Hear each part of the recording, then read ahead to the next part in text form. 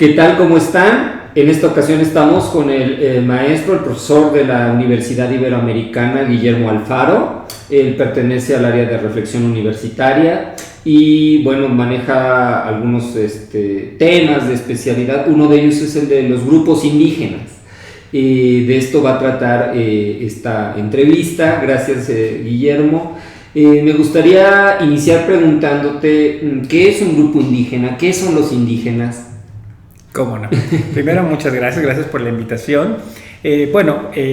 Indígena quiere decir nativo de un lugar. Sí. Entonces es lo mismo que aborigen, es lo mismo que autóctono. Uh-huh. Entonces Woody Allen es un indígena, es un nativo de New York, uh-huh. ¿no? Mozart era un nativo de Salzburgo y así le podríamos seguir, ¿no? Entonces los que nacieron en la Ciudad de México, bueno, además de ser chilangos, son obviamente, eso demuestra que son nativos, son indígenas de la Ciudad de México, ¿no? Eso es lo que es un indígena. Entonces, hoy en día existe la categoría pueblo indígena para hablar de aquellos pueblos originarios en diferentes partes del mundo, y en algunos casos las constituciones consideran precisamente esa categoría. Entonces, es el caso de México, de hablar de pueblo indígena como pueblo originario, ¿no?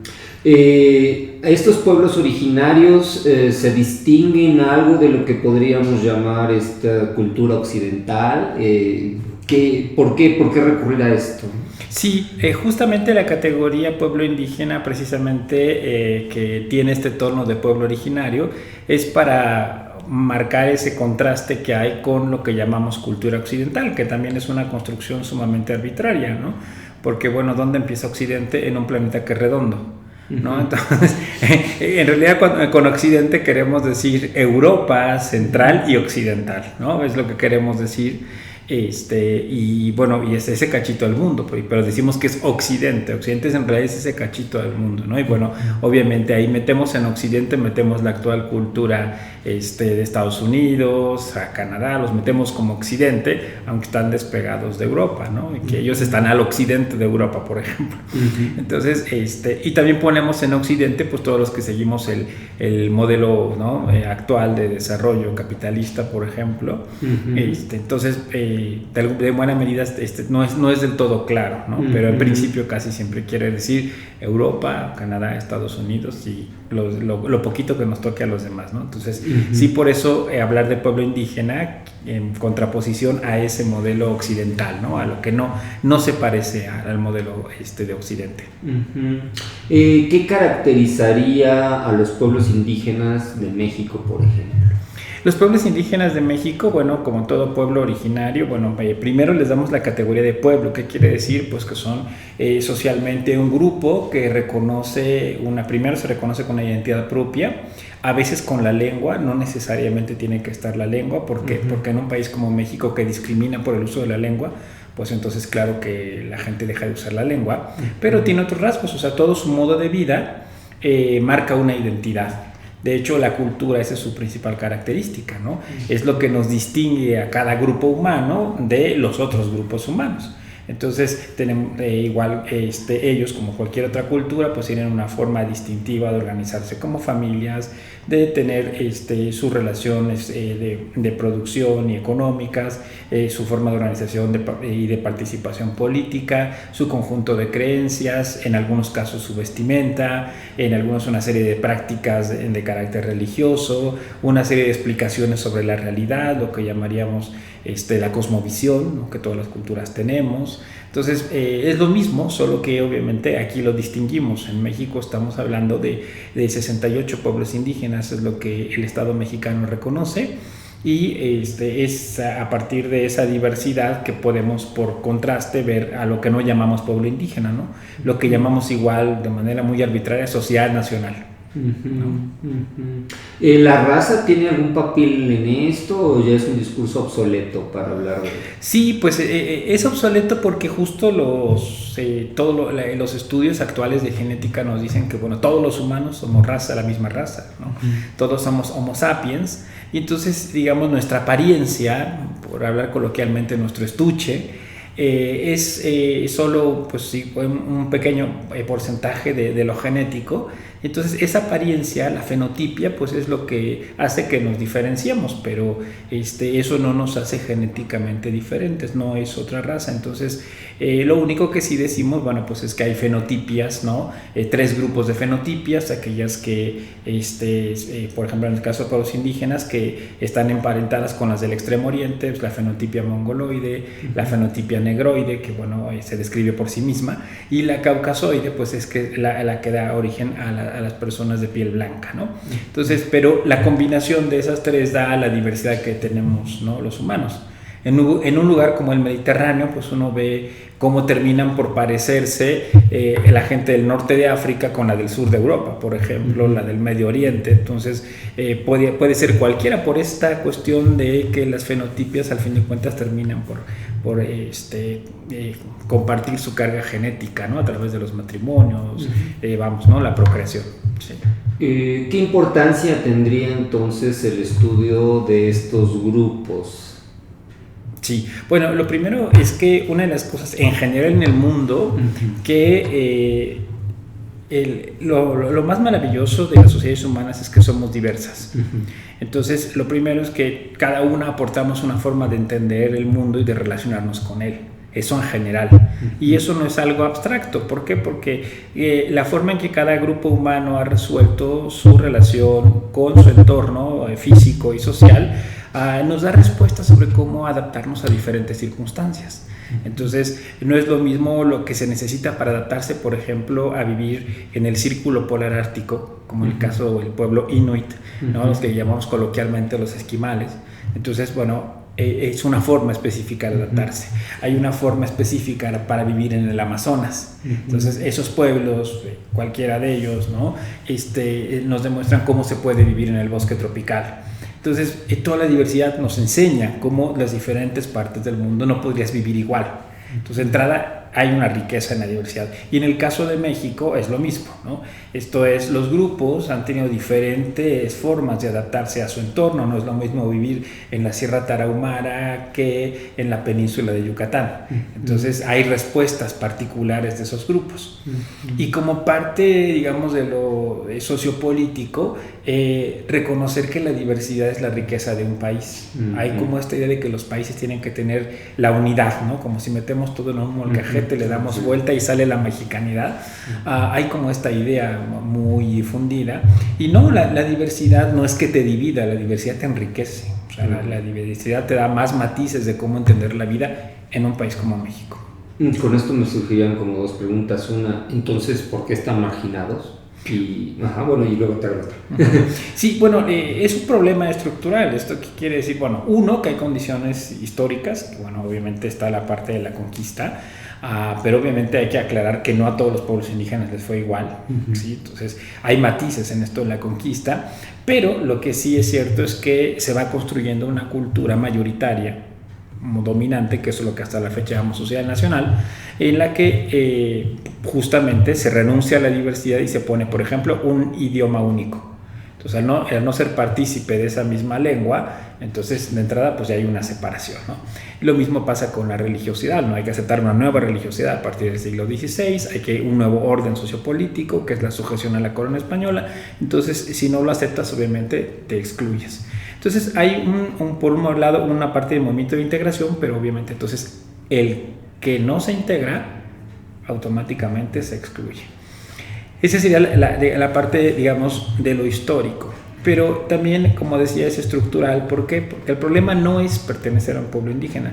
El problema es ser pobre, ¿no? Entonces, porque pues tú puedes ser de un grupo diferenciado, pero esa diferencia sociocultural no tendría problema si tú tienes recursos para vivir tu vida, ¿no? En México tenemos, por ejemplo, el caso de la comunidad menonita.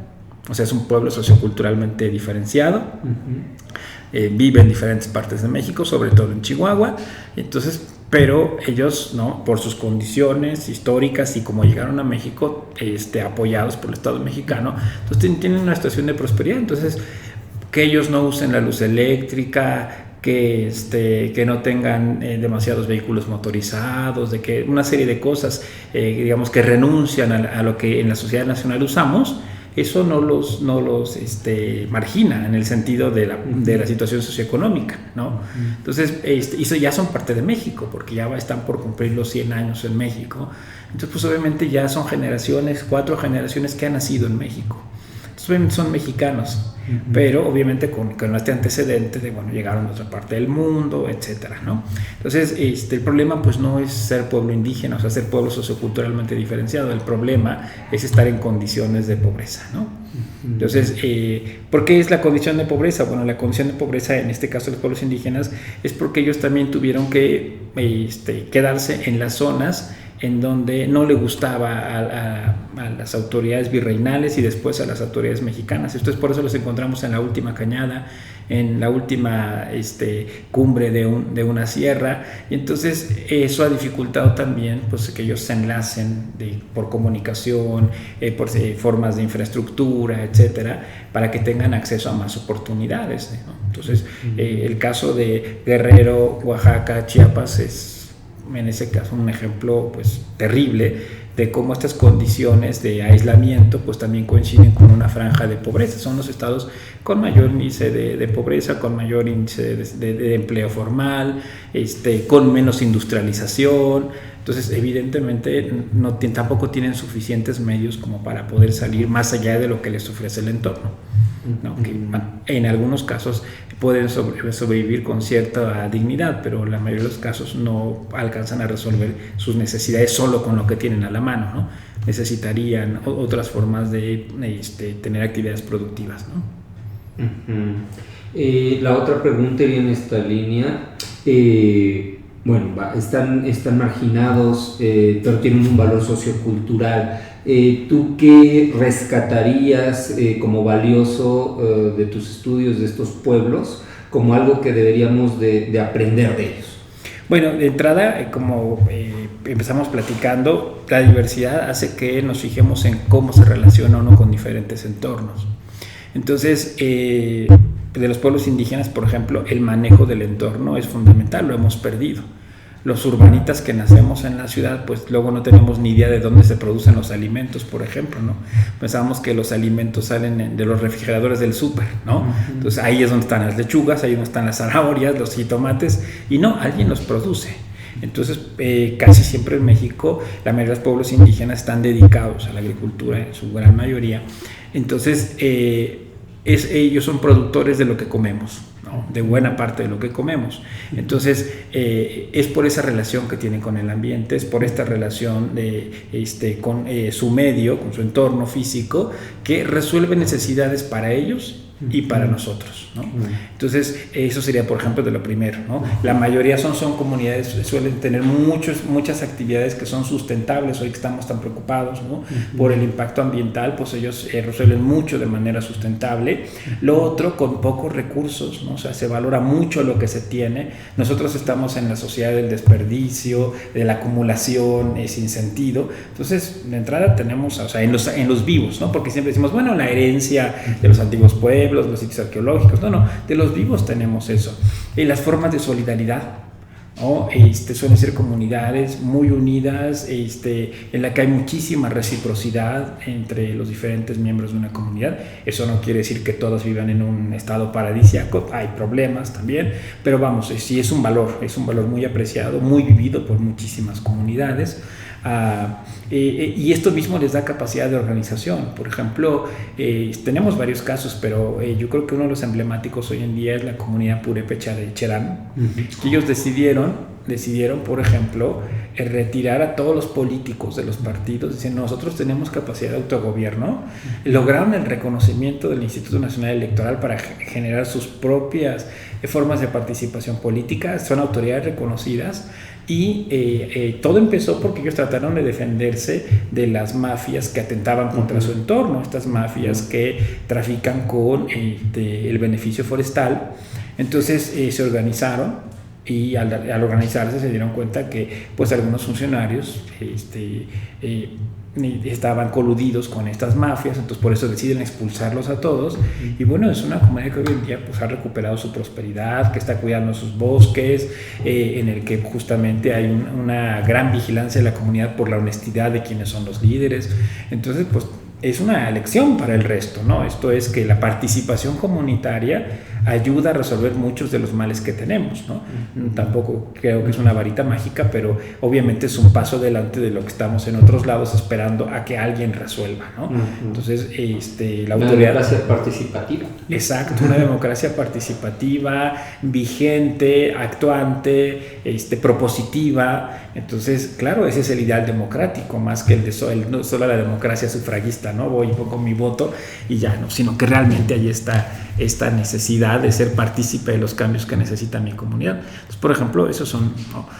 Otro, claro que tiene un tinte diferente por lo que ha implicado en los últimos años, pero igual las comunidades zapatistas con los famosos caracoles, que son municipios con autonomía. Vamos a estar en un estado indefinido hoy en día, pero al fin de cuentas los han hecho funcionar. Por ejemplo, incluso revisaron la forma tradicional de participar de las mujeres, porque la mayoría venían de un comportamiento muy patriarcal. Entonces dijeron, no, las mujeres también cuentan, derechos de las mujeres, derechos de los niños, derechos de los mayores. Entonces como que sí se han esmerado en recuperar como lo mejor de su tradición, pero han permitido revisar a la luz de la experiencia con el exterior qué cosas tendrían que mejorar. Entonces ellos igual tienen su propio sistema de salud, su propio sistema escolar y todo con trabajo comunitario. Entonces ahí están funcionando, ¿no? Obviamente si pensamos que en el país hay más de 2,000 municipios, que haya... un ejemplo de unos cuantos caracoles y Cherán y algún otro municipio, pues nos parecen muy poquitos, ¿no? No llegan ni a 10, pero de lo que sí nos demuestran es que sí funciona. Entonces, pero esas cosas no podrían funcionar si no tuvieran esos valores como comunidad, que eso es lo que nos aportan al resto. Quizá valores que no estamos sopesando, que nosotros seguramente también podríamos no solo valorar, sino practicar. Entonces, es esta parte de aporte que claro que nos dan los pueblos indígenas, ¿no? Porque siempre nos quedamos como en la parte folclórica, ¿no? Ah, pues mira qué bonitos bordados, nos podríamos quedar con la noticia de esta tienda, casa de modas muy importante en Francia, Hermès, ¿no? Hermès, como decimos en español, pero Hermès, por ejemplo, apreció, ¿no? Y valoró mucho los diseños de animales coloridos que hace el pueblo ñañú de Tenango de Doria, en el estado de Hidalgo. Entonces esos diseños los tomó para hacer una serie de mascadas de seda y demás, ¿no? Entonces, nos podríamos quedar en eso. Ah, pues ahí está el aporte de los pueblos indígenas, ¿verdad? Las casas de moda internacionales aprecian su valor, mira, todavía tenemos cosas vivas, los voladores de Papantla. Nos podríamos quedar como en esa parte meramente folclórica, ¿no? Y en realidad hay una serie de valores socioculturales muy fuertes, ¿no? Que aportan a la sociedad nacional real. O sea, que nos están dando caminos donde nosotros estamos encontrando callejones sin salida, ellos están encontrando caminos. A veces son vereditas, pero no importa, son caminos de salida. Nosotros de repente estamos arrinconados con una serie de problemas, ¿no? Entonces, ese sería como, me parece que aquí es momento de poner el acento en ese tipo de aportes. Ahora, obviamente como país nos vemos beneficiados de que haya tantas cosmovisiones, de que haya tantas lenguas, de que podamos entendernos desde las diferentes perspectivas. Obviamente todo eso también enriquece, o sea, no lo estoy minimizando, pero creo que en este momento, y como es el contexto nacional, en donde volteamos a todos lados y encontramos diferentes problemas que nos están, ¿no?, minando como sociedad, pues ahí están algunos ejemplos de salida, ¿no?, que quizá podríamos retomar. Ok, bueno, quisiera cerrar con esto. Al parecer también tenemos una relación, los no indígenas con los indígenas de estos pueblos originarios, una relación compleja, ¿no? Porque por un lado los admiramos, por otro los discriminamos, en fin, ¿no? De repente les podemos, bueno, señalaste, a veces los idealizamos, ¿no? A veces los satanizamos. ¿Qué podrías decir de esta relación? Yo creo que en general, digo, obviamente estoy haciendo una generalización arbitraria, pero lo común es que estemos en una dicotomía en la que sentimos normalmente un gran orgullo por el indio muerto. O sea, tenemos un amigo extranjero y lo llevamos a Teotihuacán, a Chichén Itzá, ¿no?, a Monte Albán, a cualquiera de estos lugares maravillosos que claro que valen la pena. Pero la contraparte es que con el indígena vivo tenemos una gran vergüenza. y los solemos discriminar, ¿no? Tenemos muchísimos casos muy simples en lo cotidiano, ¿no? Ya por eso se ha tratado de quitar, por ejemplo, esa práctica de que en los lugares para pedir trabajo te piden una foto, porque pues por la foto te discriminan, ¿no? O sea, es que el primer filtro dice, bueno, lo que importa es la capacidad para desempeñar ese trabajo, ¿no? O los lugares que se ponen, nos reservamos el derecho de admisión. Básicamente el que está viendo si te deja entrar es por tu apariencia, y en México eso casi siempre coincide con parecer indígena, ¿no? Entonces tenemos casos terribles. Tenemos un estudiante de doctorado, Huichol, que él entró al banco, está en un programa apoyado por el CONACYT. Él entra con su tarjeta de banco a hacer un retiro y no lo dejan, porque piensan que se la robó, que a quién le quitó esa tarjeta de banco, ¿no? Entonces eso es cotidiano. O sea, gente que porque habla con acento entonces le pagan menos, aunque su trabajo no tenga que ver con el dominio del español. Aquí en esta zona del poniente de la ciudad, que hay tanta auge constructivo, albañiles que por hablar con acento mazahua les ofrecían 40% menos de jornal. Eso está documentado, estudiado. Entonces es terrible, ¿no? O sea, la parte cotidiana, sin contar pues que lo reforzamos con los dichos que tenemos, ¿no? Pareces indio, hablas como indio, o el famosísimo no tiene la culpa el indio sino el que lo hace compadre, ¿no? O sea, en el que asumes que pues el indio ya no tiene remedio, ¿verdad? Por sus incapacidades. Pues obviamente eso es terrible, ¿no? O sea, como que hay una parte cotidiana de la discriminación. El Coneval también tiene, ¿no? Igual, no es el Coneval, perdón, corrijo, es la Encuesta Nacional sobre Discriminación. En la Encuesta Nacional sobre Discriminación que realizó el CONAPRED, la última, pues la gente está más dispuesta a compartir su habitación con diferentes tipos de personas, pero con la que menos compartiría su casa es con un indígena. Entonces eso habla claramente pues de que hay un rechazo vivo, ¿no? Sobre los pueblos actuales, ¿no?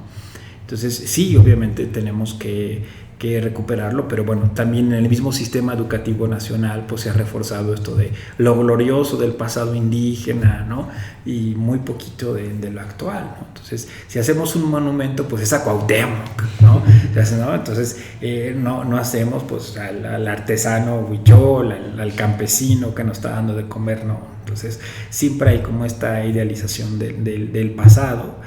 Y esta parte del desapego, del desafecto por los actuales pueblos indígenas, ¿no? Sí, es algo que tristemente nos caracteriza, ¿no? Y bueno, me gustaría como un comentario final así en tu cierre. Se me ocurre, poniéndonos aquí lectores de Ikramantaki, ella en un texto que se llama El pueblo que no quería crecer, habla un poquito de que el mexicano es producto de ese pueblo originario derrotado, que justamente no supo asumir esta condición de derrota, ¿no? Y que aún así puede tener cosas triunfantes. O sea, me gustaría cerrar o que pudieras decirnos algo sobre lo indígena y la identidad nacional, ¿no? Algo así que pudiera como pues yo creo que el asunto es reconocer lo que hay de indígena, ¿no? Aún quedándonos con esa dicotomía de que hay un pasado glorioso, pues a veces ni siquiera estamos conscientes de lo que ha impactado, ¿no? Desde el nombre de nuestro país, México, que tiene que ver con el origen de los pueblos nahuas del centro de México. Las voces nahuas de muchísimos lugares están ahí. Muchísimas formas de entender el mundo. Todos en el centro de México entendemos eso de que te dio un aire, ¿no? A prácticas como ponerle el diente al ratón. O sea, si le vamos juntando, van a ir saliendo muchísimas cosas que son de la cosmovisión indígena o prácticas que se tenían en el México prehispánico y que hoy están. Entonces, con independencia de reconocer o no a los actuales pueblos indígenas, tenemos ahí una beta en la cual se ha construido nuestra nacionalidad. y la identidad está llena de todos estos matices, ¿no? De hecho, yo digo que en la atmósfera de México se respira lo indígena, ¿no? Desde que comemos el maíz y cómo lo comemos, pues tiene que ver con cómo los pueblos indígenas lo desarrollaron, ¿no? E incluso esos aportes de los que nos enorgullecemos, pues son de los pueblos originarios, ¿no? Como haber descubierto el cacao, la vainilla, etcétera, ¿no? Hoy en día el manejo y el cultivo del maíz, del frijol, del jitomate y, por ejemplo, ¿qué sería de la dieta mediterránea sin el jitomate? ¿No? O sea, que es un descubrimiento en el origen, pues es un descubrimiento, ¿no? Que es algo que se puede cultivar y que se puede comer. Sí. Y eso es algo de estas tierras. Tenemos países de Europa que tienen una muy poderosa industria de chocolatera. Bueno, pues eso es gracias a que existe el cacao y la vainilla que se producían en México desde la época prehispánica. Y así podríamos seguir. En cada aspecto siempre encontramos algo, ¿no? En lo único en lo que probablemente no sea ahora, pues en esta tecnomodernidad en la que quizá, bueno, obviamente en la computadora a lo mejor no, pero una de esas sí. Hay aplicaciones ahora para las computadoras, teléfonos que reflejan cosas que con nuestra lógica de lo que llamamos la mexicanidad. Y esa mexicanidad está construida sobre la base de esos pueblos indígenas, ¿no? Y también depende cada parte del país. Tú vas a la península de Yucatán y es un castellano salpicado de voces mayas, ¿no? Y así como en el centro de México está salpicado de voces de origen náhuatl, eso que llamamos mexicanismos, pero los mexicanismos en realidad son de todas las lenguas, ¿no? Entonces ahí están muy presentes, ¿no? No sé si en la construcción de la identidad tenemos muchísimos rasgos de los pueblos indígenas, muchísimos, ¿no? Ok, pues muchísimas gracias. No, ¿crees? Al contrario, gracias a ti, un gusto.